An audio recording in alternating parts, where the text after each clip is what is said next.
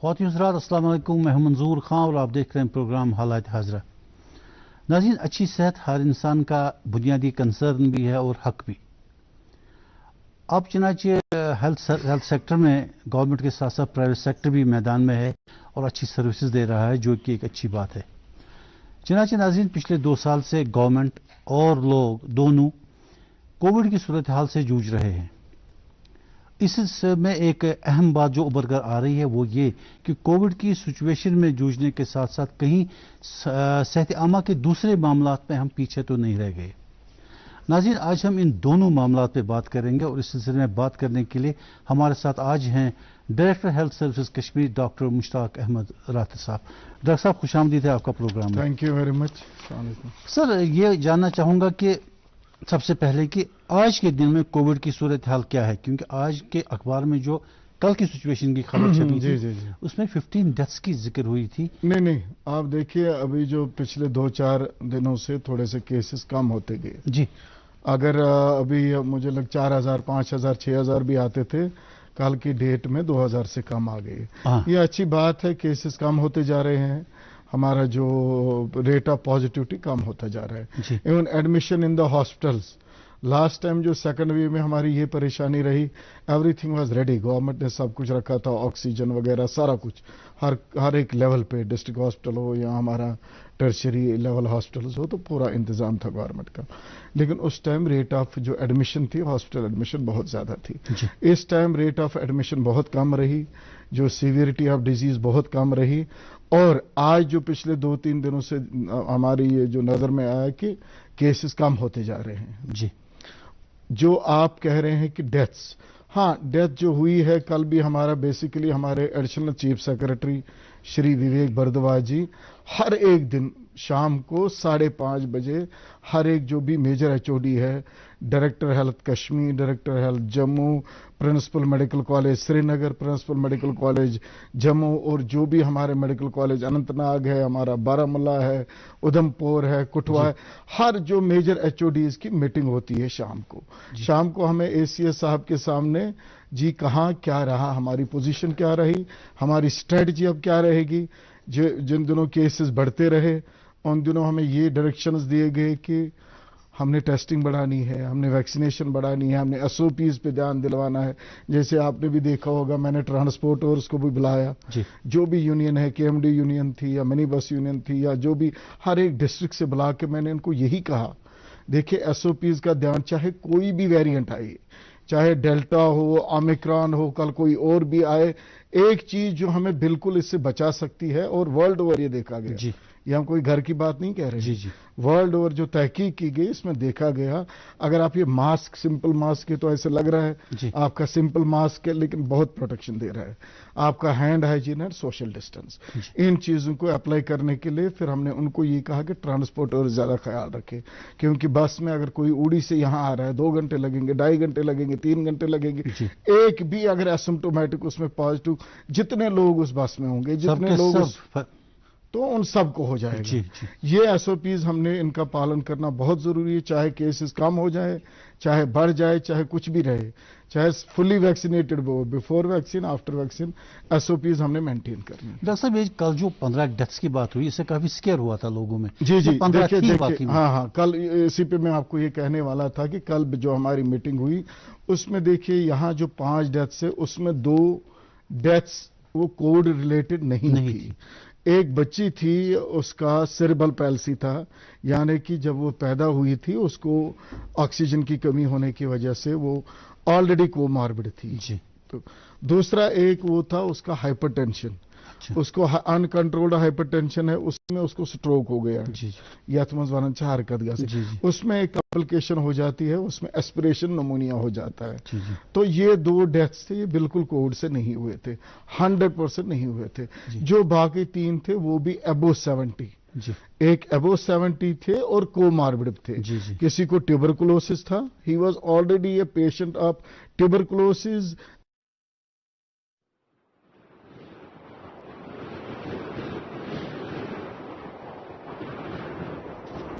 छोटे छोटे कदम बढ़ाकर चलना, ताकि, हाँ पता है, ताकि शरीर का बैलेंस बना रहे और गिरने से बचा जा सके।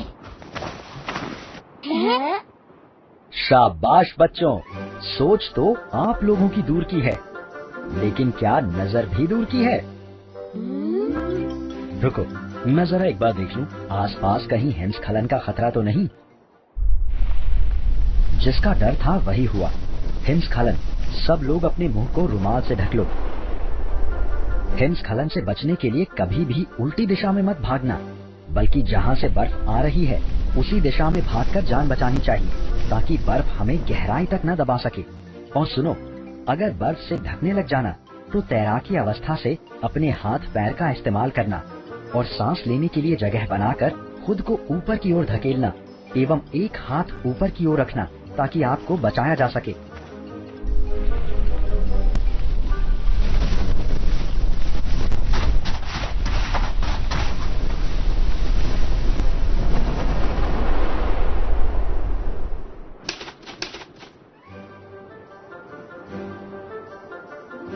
वो अंग्रेजी में कहते हैं ना सर कि थैंक यू। आप सच में रियल हीरो हो। रियल हीरो बस हम नहीं, हर खतरे से लड़कर जीतने वाला होता है। आप सब हैं रियल हीरो। हम भी हैं तैयार, हिमस्खलन के लिए पूरी तरह तैयार। हिमस्खलन की तैयारी मतलब समझदारी।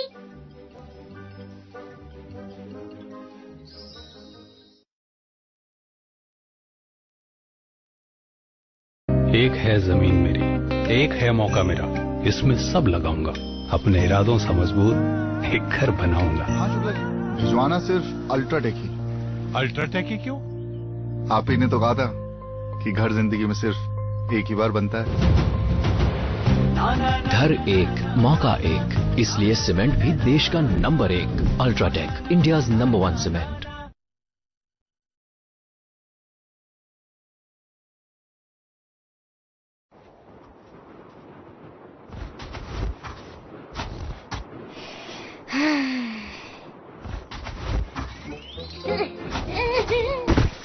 शाबाश मेरी मिट्टी के शेर, चढ़ जा, कुछ नहीं होगा। क्या चढ़ जा चढ़ जा, ये बर्फ देख रहे हो, हिमस्खलन आ गया तो।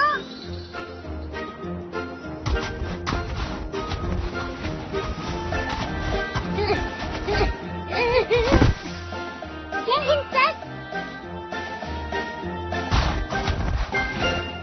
बच्चों, दुश्मन के साथ साथ प्राकृतिक खतरे से भी कैसे निपटा जाए, उसका प्रशिक्षण हमें तो दिया जाता है। आप लोगों को हिमस्खलन के खतरे से निपटने का कोई आइडिया है?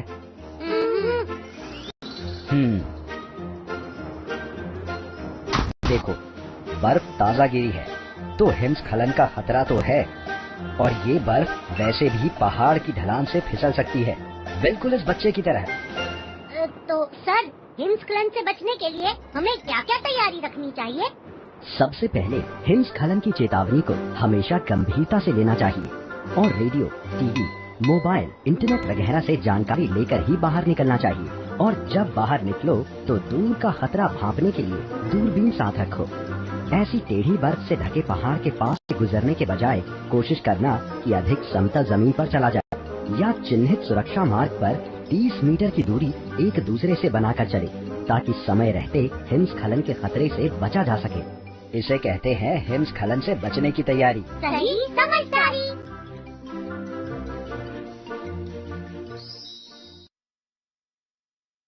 And was on ATT। उसको ऑलरेडी कोई डिजीज थी, 70 ईयर्स अबो था। वो जो 3 मौतें हुई अबो 70 एंड विद कोमॉर्बिडिटीज, जैसे कि हमने रिपीटेडली कहते आ रहे हैं।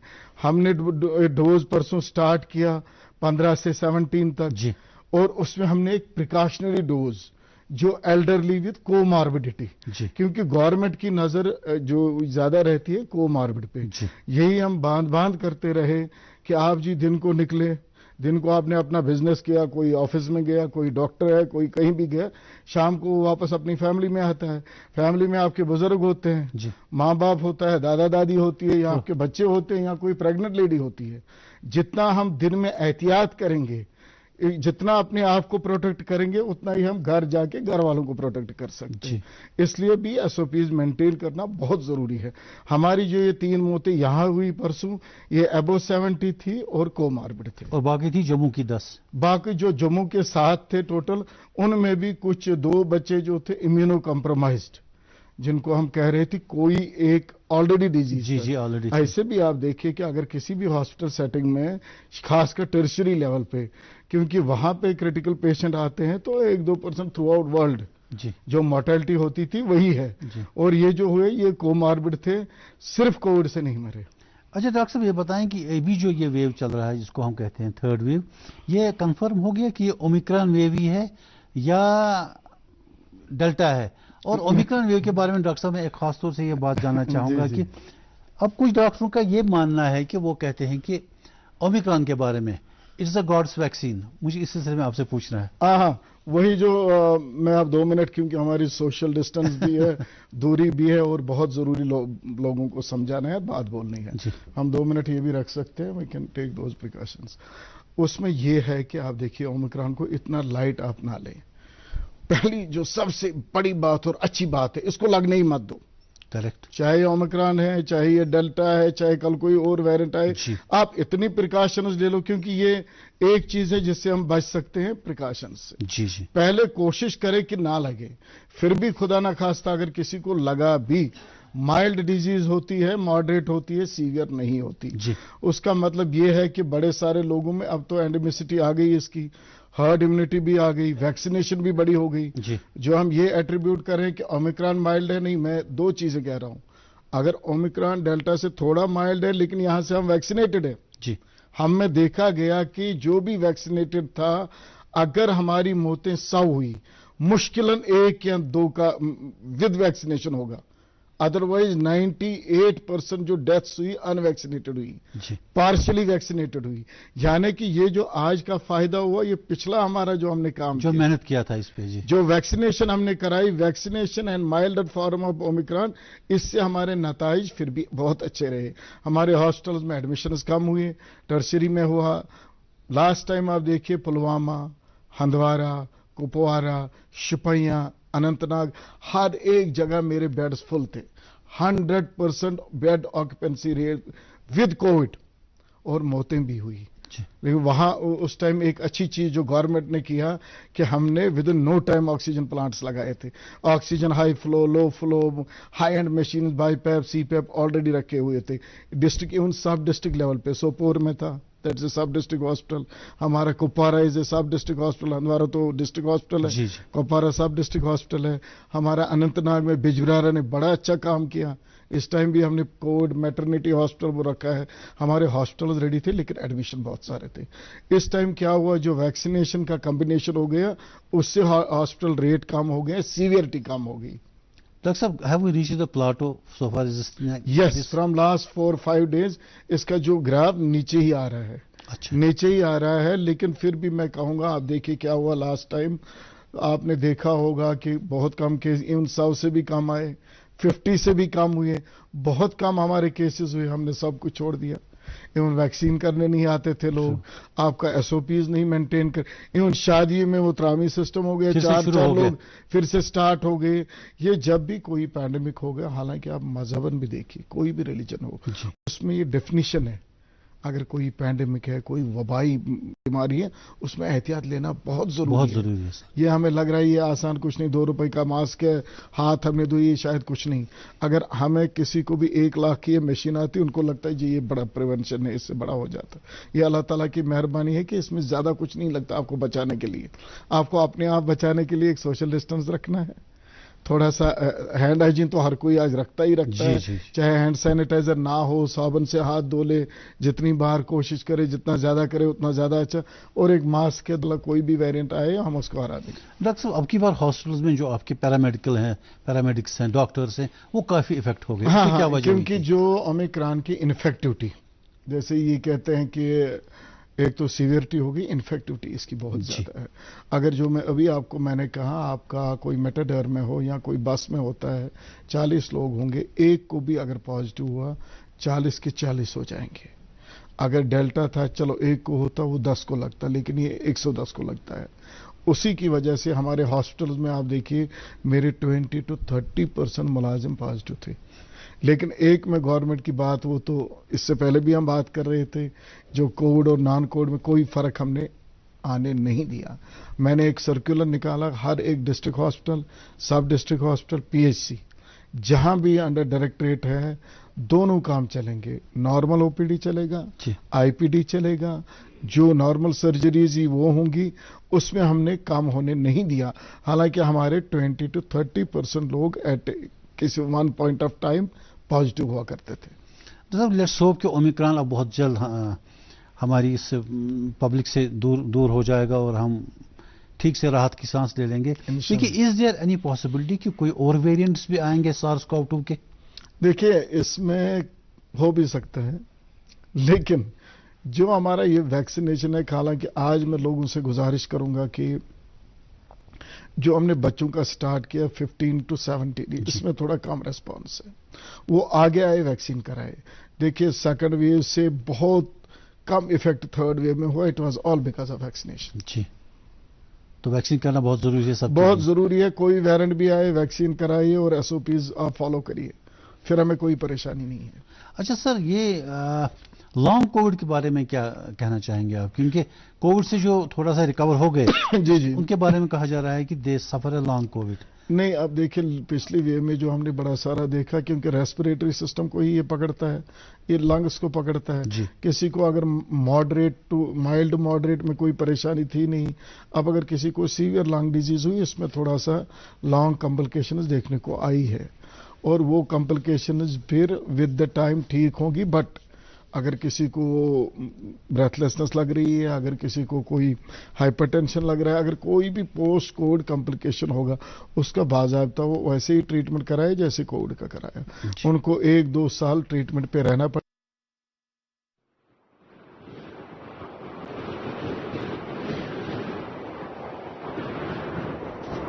छोटे छोटे कदम बढ़ाकर चलना, ताकि हाँ पता है, ताकि शरीर का बैलेंस बना रहे और गिरने से बचा जा सके। शाबाश बच्चों, सोच तो आप लोगों की दूर की है, लेकिन क्या नजर भी दूर की है? रुको, मैं जरा एक बार देख लूं, आसपास कहीं हिमस्खलन का खतरा तो नहीं। जिसका डर था वही हुआ, हिमस्खलन। सब लोग अपने मुंह को रुमाल से ढक लो। हिमस्खलन से बचने के लिए कभी भी उल्टी दिशा में मत भागना, बल्कि जहां से बर्फ आ रही है उसी दिशा में भागकर जान बचानी चाहिए, ताकि बर्फ हमें गहराई तक न दबा सके। और सुनो, अगर बर्फ से ढकने लग जाना तो तैराकी अवस्था से अपने हाथ पैर का इस्तेमाल करना और सांस लेने के लिए जगह बनाकर खुद को ऊपर की ओर धकेलना एवं एक हाथ ऊपर की ओर रखना, ताकि आपको बचाया जा सके।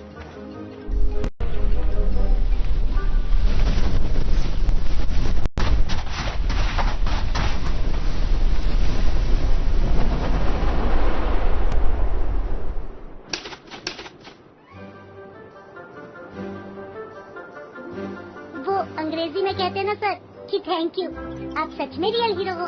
रियल हीरो बस हम नहीं, हर खतरे से लड़कर जीतने वाला होता है। आप सब हैं रियल हीरो। हम भी हैं तैयार, हिमस्खलन के लिए पूरी तरह तैयार। हिमस्खलन की तैयारी मतलब समझदारी।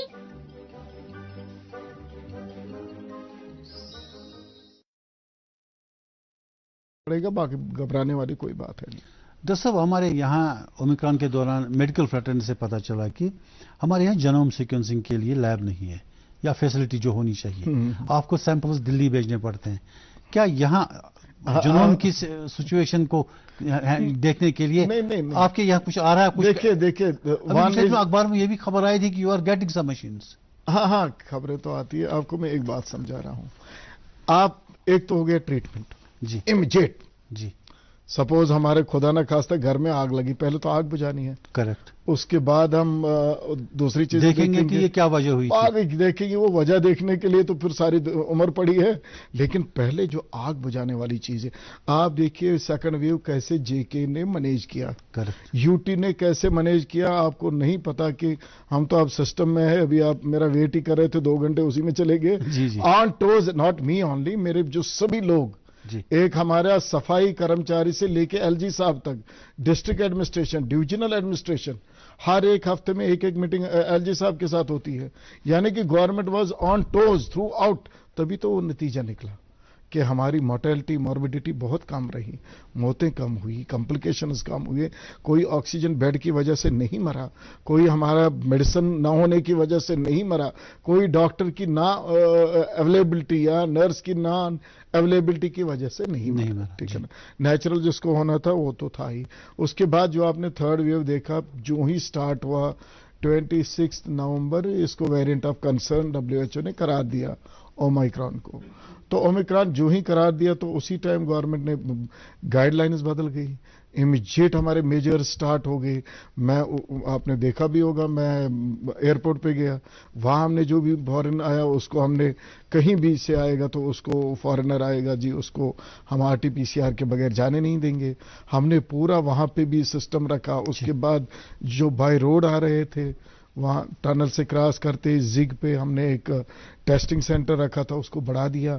तब तक 6 लोग करते थे, फिर हमने 12 ये रखे ताकि जो भी आए बाहर से आए या आने ना दे। उसके बाद अंदर का जो हमने देखा, हमने अगेन जो हमारा ऑक्सीजन सिस्टम था पिछले 4-5 महीने से तो वो बंद पड़ा था। देखिए, जब कोई एडमिट है तभी तो उसको ऑक्सीजन लगेगा, तभी तो मैं देखूंगा मेरा ऑक्सीजन प्लांट चल रहा है। हमने एक मॉक ड्रिल कराई, हमारे जो ACS श्री विवेक भारद्वाज जी है, नहीं मॉक ड्रिल करो यार, आप सभी लोग मॉक ड्रिल करो, आप देखो ये ऑक्सीजन चलता है नहीं चलता है आपका। जो उस टाइम फिर क्या होता, मैं देखिए सिलेंडर खाली होता, हमने सिलेंडर भरवा के रखे, चाहे मीडियम सिलेंडर्स हो चाहे बल्क सिलेंडर्स हो।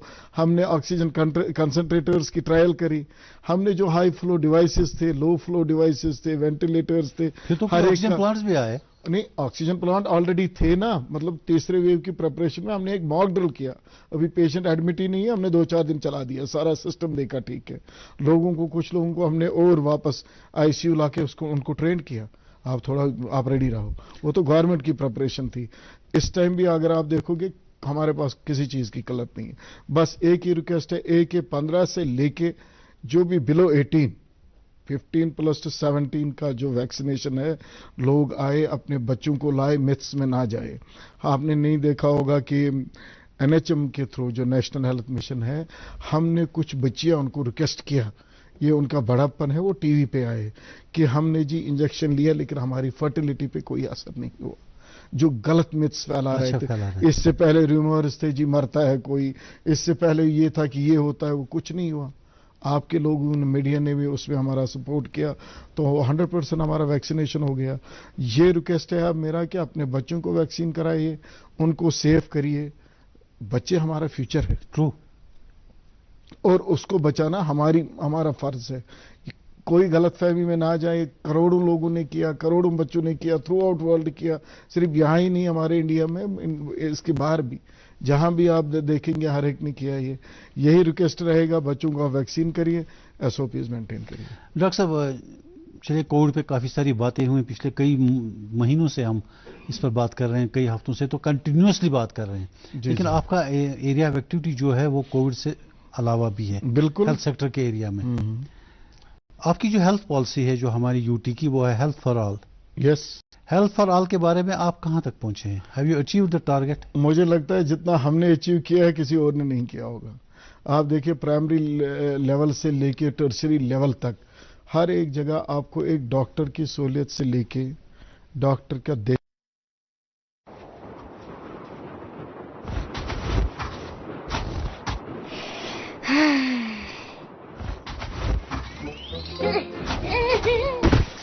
शाबाश मेरी मिट्टी के शेर, चल जा, कुछ नहीं होगा। चल जा, ये बर्फ देख रहे हो, हिमस्खलन आ गया तो।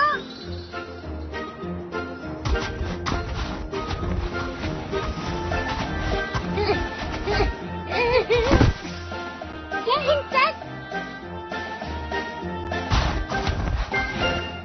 बच्चों, दुश्मन के साथ साथ प्राकृतिक खतरे से भी कैसे निपटा जाए, उसका प्रशिक्षण हमें तो दिया जाता है। आप लोगों को हिमस्खलन के खतरे से निपटने का कोई आइडिया है?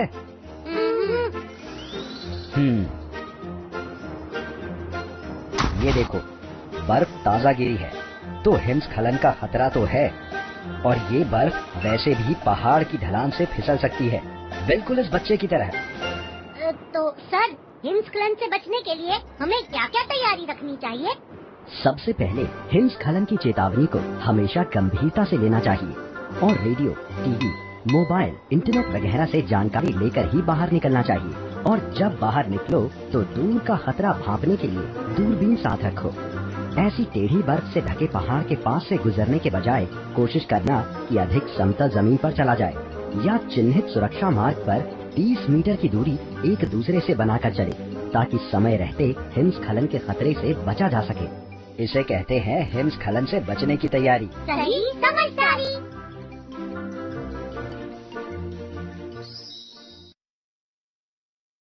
देखने से लेके टर्शरी केयर में वेंटिलेटर तक, आपका एक डिलीवरी नॉर्मल चेकअप से लेके LSCS सर्जरी पूरा होना, 0 एक्सपेंस, एंट्री टू एग्जिट, यानी कि एक ANC चेकअप, एंटी जो नेटल के ये जो एंसिलरी केयर होता है, प्रेग्नेंट लेडी को देखना होता है, उससे लेके उसको अगर रेफर भी करना पड़ेगा टर्शरी केयर में, वहां सर्जरी भी जरूरत पड़ेगी, वहां पीडियाट्रिशियन का कहीं बच्चे को भी वेंटिलेटर जरूरत पड़ता है। A to Z is 0 expense, कोई खर्चा नहीं, गवर्नमेंट का सारा खर्चा है। गवर्नमेंट के डॉक्टर्स देख, और कोई ऑर्डिनरी नहीं, हमारे हर एक लेवल के डॉक्टर्स है। आपका स्पेशलिस्ट फ्री देखता है, कोई पैसा नहीं लगता, आपके डॉक्टर फ्री देखते हैं, आपकी नर्सिंग काम करती है राउंड द क्लॉक, पैरामेडिक्स काम करते हैं, आपका कोई इन्वेस्टिगेशन ऐसा नहीं होगा जो आपको बाहर करना पड़े। गवर्नमेंट सेटअप में है, फ्री है, and very vibrant system is there. मुझे नहीं लगता इससे बेहतर कहीं और होगा जी। और यहाँ अब ये कंफ्यूजन है, देखिए आप जो देखते हो वो हमें दिखता नहीं, जो कोई बोलता है वही हमें दिखता है। ये परेशान, आप देखिए PHC में, मेरे घर के बाहर है, मैं मटन में रहता हूँ, शाम को कोई एडमिट हुआ, उसको ग्लूकोज लगेगा, फ्री लगता है, पोर्टल होगी फ्री होगी, IV कैनुला फ्री होगा, इंजेक्शन फ्री होगा, जो एडमिट करने की टिकट फी होगी, डॉक्टर जो देखेगा, 3 दिन स्टे करना होगा, फ्री होगा, और कहीं जगह हम फ्री डाइट भी देते हैं। डॉक्टर साहब, ड्रग मिसयूज आजकल बहुत हो रहा है, ऑन द काउंटर किसी को भी ड्रग मिल जाते हैं, इस सिलसिले में क्या कहना चाहेंगे? क्योंकि सेल्फ मेडिकेशन बहुत बढ़ गई है ना, वो देखिए सेल्फ मेडिकेशन, उसके बारे में हमने बड़ा कोशिश करी कि लोगों को ये बोले होम आइसोलेशन में जाओगे तो डॉक्टर के मशवरे से जाओ। आपका पॉजिटिव आया, आप को कुछ है ही नहीं, आप फिर भी एंटीबायोटिक ले रहे हो जी। आपको फीवर है नहीं, फिर भी पैरास्टामोल ले रहे हो। ये कहाँ का, ये तो मुझे लगता है कि हमने भी एक सोच बदलनी है। कुछ नहीं, 1 कॉल अवे एक डॉक्टर है आपके, चाहे भी आप कहीं भी रहते होंगे, डॉक्टर को फोन किया, जी मैं पॉजिटिव आ गया, मुझे क्या करना, वो आपको बोलेगा अगर आपको फीवर नहीं है, अगर आपको ये चीज नहीं है, अगर आपको खांसी नहीं है, आप कुछ मत करिए, आप आइसोलेट रहिए, और उसके बगैर कुछ नहीं करना है। B कॉम्प्लेक्स है, ज्यादा से ज्यादा ये होगा, अदरवाइज तो ये खुद ही ले लेते हैं।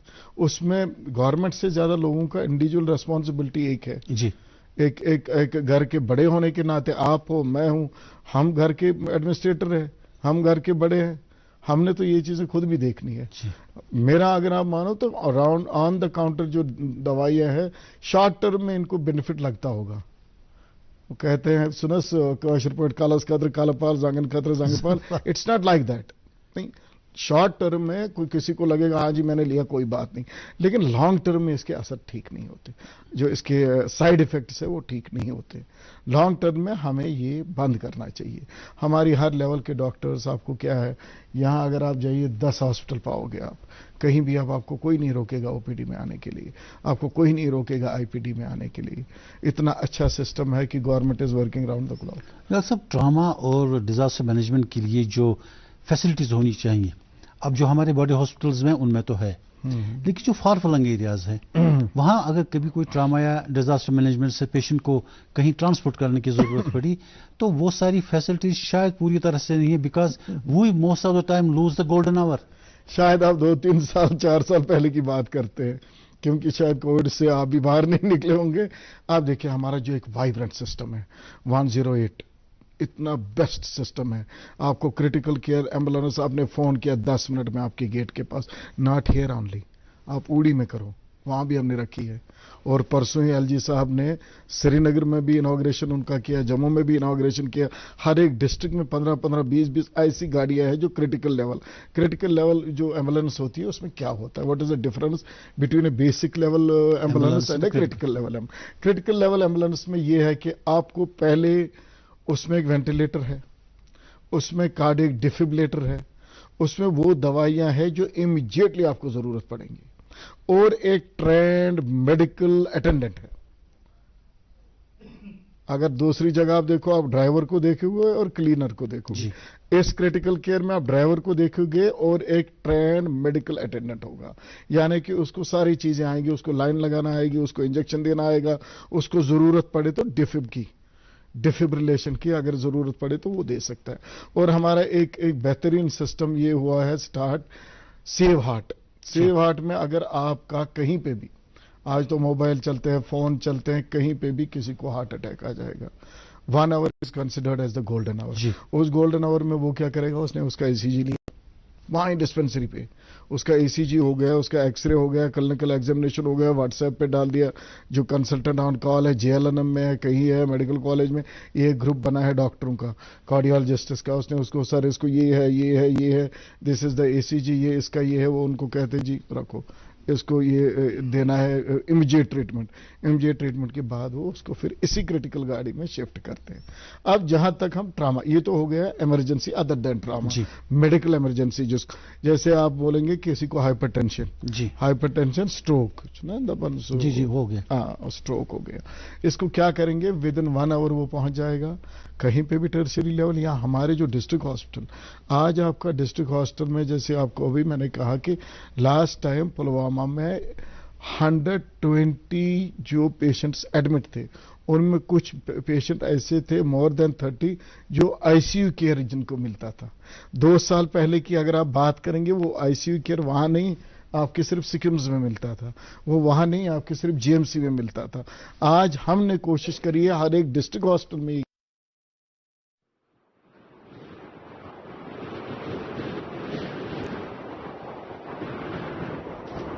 छोटे छोटे कदम बढ़ाकर चलना, ताकि, हाँ पता है, ताकि शरीर का बैलेंस बना रहे और गिरने से बचा जा सके। शाबाश बच्चों, सोच तो आप लोगों की दूर की है, लेकिन क्या नजर भी दूर की है? रुको, मैं जरा एक बार देख लूं, आसपास कहीं हिमस्खलन का खतरा तो नहीं। जिसका डर था वही हुआ, हिमस्खलन। सब लोग अपने मुंह को रुमाल से ढक लो। हिमस्खलन से बचने के लिए कभी भी उल्टी दिशा में मत भागना, बल्कि जहां से बर्फ आ रही है उसी दिशा में भागकर जान बचानी चाहिए, ताकि बर्फ हमें गहराई तक न दबा सके। और सुनो, अगर बर्फ से ढकने लग जाना तो तैराकी अवस्था से अपने हाथ पैर का इस्तेमाल करना और सांस लेने के लिए जगह बनाकर खुद को ऊपर की ओर धकेलना एवं एक हाथ ऊपर की ओर रखना, ताकि आपको बचाया जा सके।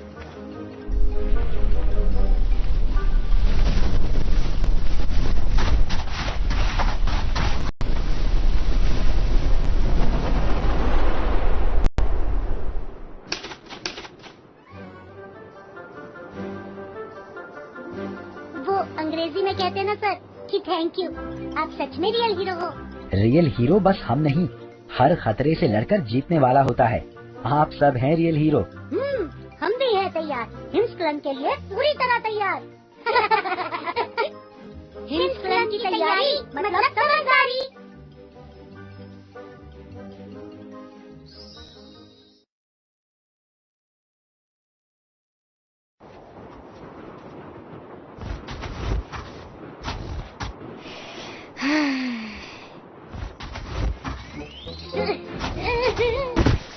शाबाश मेरी मिट्टी के शेर, चल जा, कुछ नहीं होगा। क्या चल जा, ये बर्फ देख रहे हो, हिमस्खलन आ गया तो।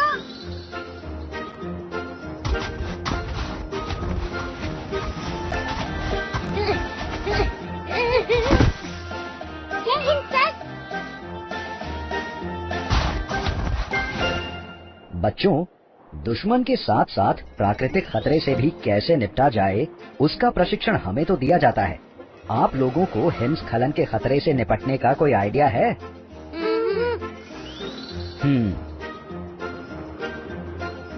ये देखो, बर्फ ताजा गिरी है, तो हिमस्खलन का खतरा तो है। और ये बर्फ वैसे भी पहाड़ की ढलान से फिसल सकती है, बिल्कुल इस बच्चे की तरह। तो सर, हिमस्खलन से बचने के लिए हमें क्या क्या तैयारी रखनी चाहिए? सबसे पहले हिमस्खलन की चेतावनी को हमेशा गंभीरता से लेना चाहिए और रेडियो, टीवी, मोबाइल, इंटरनेट वगैरह से जानकारी लेकर ही बाहर निकलना चाहिए। और जब बाहर निकलो तो दूर का खतरा भांपने के लिए दूरबीन साथ रखो। ऐसी टेढ़ी बर्फ से ढके पहाड़ के पास से गुजरने के बजाय कोशिश करना कि अधिक समतल जमीन पर चला जाए या चिन्हित सुरक्षा मार्ग पर 30 मीटर की दूरी एक दूसरे से बनाकर चले ताकि समय रहते हिमस्खलन के खतरे से बचा जा सके। इसे कहते हैं हिमस्खलन से बचने की तैयारी। सही समझदारी।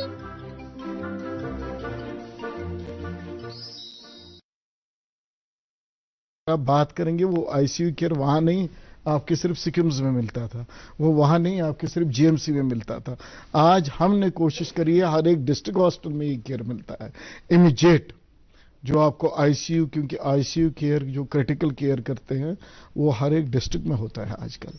और जो अब आप ट्रामा के बारे में जो भी कह रहे हैं वो तो मेडिकल इमरजेंसीज हो गई, उसके लिए यहाँ पॉइजनिंग, सपोज पहले क्या होता था शुपैया से वहां तो आपको पता है आर्चर्ड से भाग शितमन सकना, तो वहां कोई आर्गनोफॉस्फोरस लेता था, कुल दवा, ठीक, उसको तो कहीं तक यहाँ तक उसको इलाज के लिए यहाँ आना पड़ता था। अब कोई जरूरत नहीं है, वो डिस्ट्रिक्ट हॉस्पिटल पुलवामा शुपैया में जाएगा, वहां उसको डॉक्टर ऑन कॉल मिलेगा, वहां डॉक्टर ऑन ड्यूटी होगा, वहां जो भी उसको चाहिए, चाहे उसमें पैम देते हैं, चाहे एट्रोपिन देते हैं, स्टमक वॉश करते हैं, जो भी वहां फैसिलिटी वो सारी अवेलेबल है। उसके बाद सपोज 100 में से 1-2 तो क्रिटिकल भी हो सकते हैं, जिनको खुदा ना खास्ता वेंटिलेटर पे डालना पड़े, वो एक यहाँ 2 क्रिटिकल केयर एम्बुलेंस में शिफ्ट करके सिक्किम से जीएमसी आती है। ये अगर माना जाए, परसों ही मैंने एक प्रोग्राम के एएनएन कोई चलना थी, मैंने एक मेडिकल डॉक्टर जो हमारी, मुझे लगता है वो लंगेट में ड्यूटी है, फारफलंग कंसल्टेंट, गायनिकोलॉजी कंसल्टेंट लाई, और उसने खुद बोला जो हमारा पेरिफेरल सिस्टम आज वो नहीं रहा है। आज आपको दूर दराज, वो पटन शीरी के किसी और इलाके में उसकी पोस्टिंग थी, सब डिस्ट्रिक्ट लेवल हॉस्पिटल, यहां से 2 घंटे का रास्ता, वहां एक गायनी का कंसल्टेंट होना, in addition to medical officers, consultant higher grade होता है, हायर पे होता है, हायर एक्सपीरियंस होती है, वहां अवेलेबल होना ये बड़ी बात है। डॉक्टर साहब, हमारे पास टाइम की कमी है, लेकिन एक आध सवाल और भी जानना चाहूंगा जी। ये जो नियोनेटल डेथ्स होती हैं या इन्फेंट मोर्टेलिटी होती है, इससे बचाने के लिए आपके पास एक्शन प्लान क्या है? देखिए, हमारी जो नियोनेटल रेट या infant mortality rate better than हमारे अपने ही इंडिया से है। आपको ये पता है, हमारी जो इन्फेंट मोर्टेलिटी रेट है, it is better than the other UTs and other states of our own country, rest of the country से बेहतर है। हमारा जो ये आप देखिए नियोनेटल केयर, जैसे आपको मैंने बोला आईसीयूज हर एक डिस्ट्रिक्ट में हमने एसएनसीयूज रखे हैं, 6 नियोनेटल केयर यूनिट्स, इवन बड़े सारे डिस्ट्रिक्ट्स में आईसीयू भी रखे हैं, नियोनेटल, निकू, एनआईसीयू या एसएनसीयू, ये हमने हर एक डिस्ट्रिक्ट में इमीडिएट, जो एक बड़ी अच्छी स्कीम है JSSK, JSY, जिससे क्या होता है कि प्रेग्नेंट लेडी को हम गवर्नमेंट ये हो जाए, हॉस्पिटल में ही डिलीवरी हो जाए, उसके 2-4 फायदे हैं। एक तो इमीडिएट ट्रीटमेंट, इस जो आमला औरत है इसको मिलता है, कहीं ब्लीडिंग ज्यादा हुई उसको इलाज मिलेगा, कोई भी कॉम्प्लिकेशन होगी हॉस्पिटल में है तो वो ठीक हो जाएगी और बड़ा हाइजीनिक तरीके में। दूसरा, अगर बच्चे को भी कोई कॉम्प्लिकेशन होगी, सपोज बच्चे को ऑक्सीजन की कमी, फटाफट लिया जी, ऑक्सीजन दिया, वो किया, उसको कोई ब्लीडिंग की परेशानी हो गई, फटाफट नियोनेटोलॉजिस्ट वहां होता है, पीडियाट्रिशियन होता है, वो उसको ट्रीटमेंट करता है। उसी की वजह से हमारे पेरिफेरल सिस्टम में भी जो बच्चों का इलाज है अच्छे से हो रहा है। डॉक्टर साहब, बहुत शुक्रिया, आप हमारे प्रोग्राम में तशरीफ लाए और भी बातें करते, लेकिन वक्त इजाजत नहीं देता। थैंक यू, आपका बहुत बहुत शुक्रिया तशरीफ लाने के लिए। Thank you.